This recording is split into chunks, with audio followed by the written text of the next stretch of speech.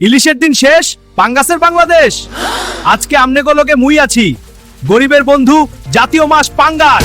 এইটা ঠিক, মোরে কেউ কেউ তুচ্ছ করে, কয় এটা আবার মাছ নাকি? আরে ভাই, প্লেটে উঠলেই তো আর সব মাছ ইলিশ হয় না। মুই গরিবের ঘরের ভরসা। মোর মধ্যে আছে প্রোটিন, এইটা শরীরের জোর বাড়ায়, দিনভর কাম কাজ করবার শক্তি দিমু। ইলিশ খাইয়া ছবি তুলেন, মোরে খাইয়া কাজ করেন।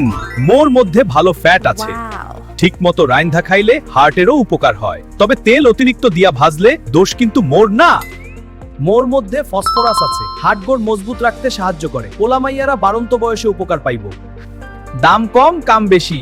সবাই ইলিশ কিনতে পারে না? পারে না। মুই কম দামে প্রোটিন দেই, এই জন্যই কয় গরিবের বন্ধু পাঙ্গাস। দেখেন, এই রক্তের ভিতর মুই ঢুইকা পড়ছি। মুই যদি নোংরা পানিতে চাষ হই, তাইলে খারাপ জিনিস রক্তের লগে মিশতে পারে। আর যদি বেশি তেল চর্বি দিয়া রাইন্দা খাইয়া ফেলেন, তাইলে রক্তে চর্বি বাড়তে পারে, নালী নড়িতে চাপ পড়তে পারে। এইটা কিন্তু মজা না। রক্ত ভালো থাকলে শরীর ভালো থাকে, তাই বুঝে শুনে খাইবেন। দোষটা মোর ঘাড়ে দিয়া লাভ নাই। মুই খারাপ না রে ভাই, মুই সোজা সাপটা মাছ। ভালোভাবে চাষ হইলে, পরিষ্কার রান্দা হইলে মুই উপকারী দিমু।